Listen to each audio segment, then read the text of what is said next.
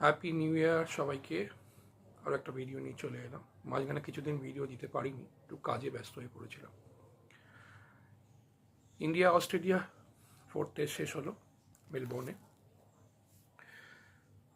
4টে দিন খুব ভালো খেলা হয়েছিল, ভরপুর রোমাঞ্চ এবং উত্তেজনায় ভরা টেস্ট ম্যাচ ছিল।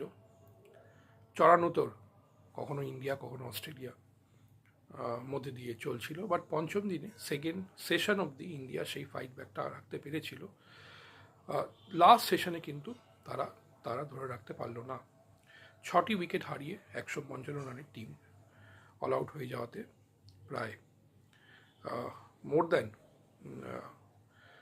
100 রানে অলমোস্ট 200-র কাছাকাছি রানে টেস্টই তারা হারলো, 190 মতো, এবং হিউজ ডিফিট বলতে গেলে।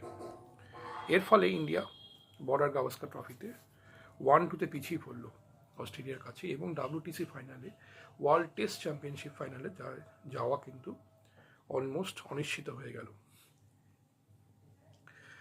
টেস্টটা নিয়ে কিছু কিছু কথা বলার আছে। প্রথমে পজিটিভগুলো আলোচনা করি একটু।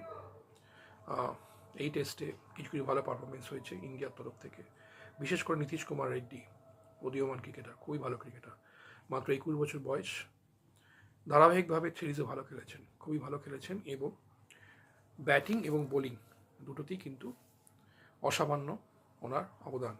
এই টেস্টে 114 রানে একটি ঝকঝকে ইনিংস উনি উপহার দিলেন, যেখানে ইন্ডিয়া চাপের মুখে প্রায় নুয়ে পড়েছিল, সেখান থেকে ইন্ডিয়াকে উনি টেনে তুলেছিলেন, এবং ফার্স্ট ইনিংসে 369 রান ইন্ডিয়া যে তুলেছে তার কৃতিত্ব অনেকটাই কিন্তু নীতিশ কুমার রেড্ডির কাছে যায়।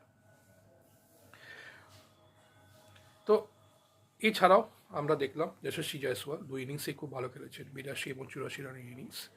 দুটো ইনিংসেই উনি আউট হন দুর্ভাগ্যজনিত কারণে, প্রথম ইনিংসে রান আউট, এবং সেকেন্ড ইনিংসে একটি খুবই বাজে ডিসিশন থার্ড আম্পায়ারের তরফ থেকে। যে বলটা স্নিকোমিটারে ধরা পড়েনি, যে এজটা, সেটা থার্ড আম্পায়ার আউট দিলেন। এটা কখনোই কিন্তু গ্রহণযোগ্য নয়।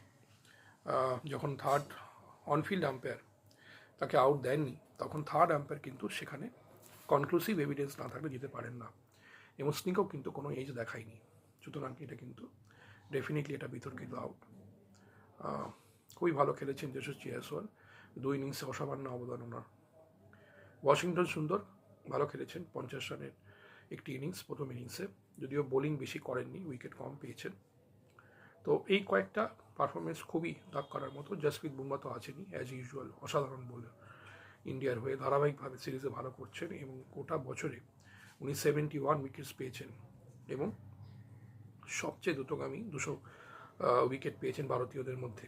চতুর্থ ফার্স্ট টেস্ট সবচেয়ে দ্রুততম 200 উইকেটে অধিকারীও উনি। ওনার বোলিং গড় 20-র নিচে, ম্যালকম মার্শালের চেয়েও আগে আছেন। মিনিমাম 200 উইকেট যারা পেয়েছেন তাদের মধ্যে উনি সর্বোচ্চ বা সবচেয়ে ওপরে আছেন। অসাধারণ বোলার, এই সিরিজে এখন অবধি 30খানা উইকেট পেয়েছেন। Jasprit Bumrah is a greatest of all time. তো এই সমস্ত হচ্ছে যেগুলো পজিটিভ, যেগুলো ভারতের তরফ থেকে। এবার নেগেটিভগুলো আলোচনা করি। আগেই বলেছি, ব্যাটিং, ব্যাটসম্যানের মধ্যে রোহিত শর্মা, বিরাট কোহলি এবং ঋষভ পান্ট দুজনেই কিন্তু, তিনজনই ধারাবাহিকভাবে এই সিরিজে ডোবাচ্ছেন, এবং রোহিত শর্মা, বিরাট কোহলি এনারা কিন্তু গত কয়েক বছর ধরে বা ধারাবাহিকভাবে ইন্ডিয়াকে ডুবিয়ে চলেছেন। রোহিতের ব্যাটে রান নেই, একেবারেই রান নেই। ওনার উচিত অবিলম্বে এবার রিটায়ারমেন্ট নেওয়া। ক্যাপ্টেন হিসেবে উনি চূড়ান্ত ব্যর্থ। এই বছরে ওনার ব্যাটিং গড় 20-এরও নিচে টেস্ট ক্রিকেটে। সবচেয়ে ভালো আছে নিয়ে উনি সিডনির আগেই রিটায়ারমেন্ট নিয়ে নেন, এবং সিডনিতে জসপ্রীত বুমরাকে অধিনায়কত্ব করতে দেন। কারণ এই ধরনের ব্যাটিং নিয়ে এবং এই ধরনের ক্যাপ্টেন্সি নিয়ে ইন্ডিয়ান ক্রিকেটকে চালালে মুশকিল আছে।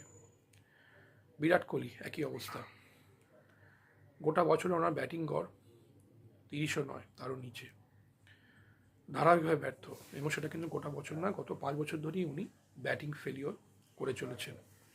অফ স্ট্যাম্পের বাইরের বল উনি লাগাতার খোঁচা দিচ্ছেন, এবং তার চেয়েও বড় কথা, ক্রিকেট ছাড়া অক্রিকেটের কারণে উনি সবচেয়ে বেশি আলোচনার মধ্যে আসছেন। স্লেজিং এবং বিনা কারণে ক্রিকেটারদের সঙ্গে বেরিয়ে যাওয়ার কারণে উনি সংবাদ শিরোনামে আসছেন, যেটা কিন্তু গ্রহণযোগ্য নয়। ওনার উচিত ক্রিকেটে বেশি ফোকাস করা এবং ক্রিকেটের সঙ্গে ওনাকে লেগে থাকা। রবি শাস্ত্রী বলেছেন উনি আরও 3-4 বছর খেলতে পারেন বা খেলা উচিত, কিন্তু তার জন্য ওনাকে কিন্তু রান পেতে হবে। ওনার উচিত ঘরোয়া ক্রিকেট খেলা, রঞ্জি খেলুন, দলীপ ট্রফি খেলুন, সেখান থেকে যদি রান পান তাহলে আবার ইন্ডিয়া টিমে ওনাকে নেওয়া হোক। এখন ড্রপ করা উচিত, কারণ উনি ধারাবাহিকভাবে ব্যর্থ। নাম দিয়ে একটা প্লেয়ার বেশি দিন টিমে চলতে পারে না, হাজার হোক এটা নেশনস গেম। সবাই চায় ভারত জিতুক, কেউ চায় না বিরাট কোহলি থাকুক এবং ভারত হারুক। এটা কিন্তু খুব important. Same for Rohit Sharma. এই দুজনকেই এবার বসানো উচিত, যদি রিটায়ারমেন্ট ওনারা নাও নেন। রঞ্জি খেলুক, ঘরোয়া ক্রিকেট খেলুক, দলীপ ট্রফি, দেওধর ট্রফি, এগুলো ওনারা খেলুন এবং রান পেলে তবে আবার ওনাদেরকে দলে নেওয়া হোক, না হলে নয়। ঋষভ পান্ট এই সিরিজে ভীষণভাবে ব্যর্থ। 27 কোটি পেয়ে ওনার মাথাটা ঘুরে গেছে কিনা কেউ জানে না, কিন্তু ওনার কিন্তু ক্রিকেটে খুব একটা মন নেই। যে ধরনের শট উনি নিচ্ছেন বা খেলছেন বা যেভাবে আউট হচ্ছেন, সেটা কিন্তু গ্রহণযোগ্য নয়। যদিও উনি এই বছরে মোটামুটি খারাপ খেলেননি এবং বহু ম্যাচ জিতিয়েছেন গত 2-3 বছরে, বাট এই সিরিজে ওনার যে পারফরমেন্স সেটা কিন্তু অ্যাকসেপ্টেবল নয়। যদি উনি আবার ব্যর্থ হন তাহলে ধ্রুব জুরেল বা অন্য কোনো ভালো উইকেট কিপারকে চান্স দেওয়া উচিত, কারণ আমাদের রিজার্ভ বা বেঞ্চ প্লেয়ারে কোনো কিন্তু আমাদের অভাব নেই। ভারতবর্ষে প্রচুর ট্যালেন্ট আছে এবং তাদেরকে এবার সুযোগ দেওয়া উচিত। তো এই ধরনের ব্যাটসম্যান যারা ব্যর্থ হচ্ছেন ভারতীয়দের মধ্যে, তাদের কিন্তু এবার বসানো উচিত এবং ছুটি দেওয়া উচিত, কারণ এনারা কিন্তু ধারাবাহিকভাবে ভারতকে ডুবিয়ে চলেছেন এবং টাইম এসেছে এদেরকে এবার বিদায় জানাবার অথবা বসিয়ে দেওয়ার।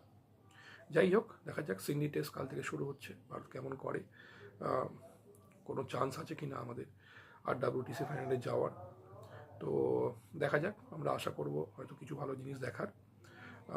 সবাইকে আবার শুভ নববর্ষের শুভেচ্ছা এবং অভিনন্দন। Happy new year 2025।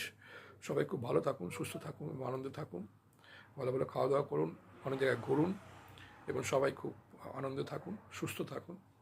আমাদের সঙ্গে খুব শিগগিরই আবার দেখা হবে। চ্যানেলটিকে লাইক করুন, সাবস্ক্রাইব করুন, শেয়ার করুন। নতুন চ্যানেল, অনেকে হয়তো দেখছেন, বাট আমরা লাইক, শেয়ার, সাবস্ক্রাইবটা খুবই কম পাচ্ছি। তো সবাইকে একটাই রিকোয়েস্ট, অনুরোধ, যে পাশে থাকুন, আমাদেরকে সাপোর্ট করুন, তাহলে আমরা আরও উৎসাহ পাবো। চলুন, সবাই ভালো থাকুন, আবার খুব তাড়াতাড়ি আপনাদের সামনে আসবো। Thank you, bye by.